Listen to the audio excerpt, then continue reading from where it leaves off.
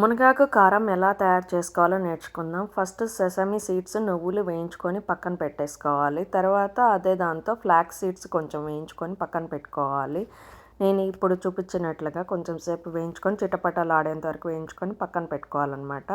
తర్వాత ఒక స్పూన్ ఆవాలు, ఒక స్పూన్ జీలకర్ర వేయించి పక్కన పెట్టుకోవాలి.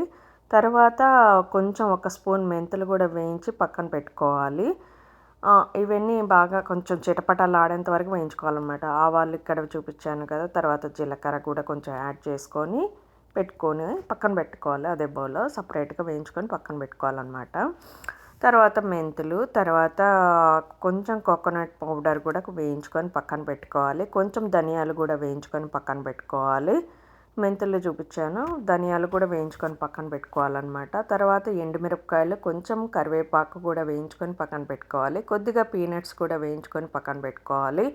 అన్నీ ఇలా కొంచెం డ్రై రోస్ట్ చేసుకొని పక్కన పెట్టేసుకున్న తర్వాత ఇవన్నీ బాగా చల్లార్చిన తర్వాత మిక్సీ వేసుకోవాలన్నమాట. తర్వాత అదే ప్యాన్లోనే మునగాకుని కొంచెం బాగా వాష్ చేసి డ్రై చేసి తర్వాత నీట్గా ఫ్రై చేసుకోవాలి. వాటర్ అంతా పోయేంత వరకు వేయించుకొని పక్కన పెట్టుకోవాలన్నమాట. అంతా అయిపోయిన తర్వాత మీకు వీడియోలో చూపించినట్టుగా ఫస్ట్ దినుసులన్నీ అంటే పప్పు ధాన్యాలన్నీ కొంచెం మిక్సీలో వేసుకొని పెట్టేసుకొని తర్వాత ఆ మునగాకును కూడా అందులో యాడ్ చేసుకొని పెట్టేసుకుంటే మొత్తం కారం రెడీ అయిపోతుంది. కారం రెడీ అయిపోయిన తర్వాత ఒక పెన్నం తీసుకొని అందులో కొంచెం ఆయిల్ ఎక్కువగానే పెడుతుంది. నేను నువ్వుల నూనె వేసాను. నువ్వుల నూనెలో కొంచెం ఆవాలు, జీలకర్ర,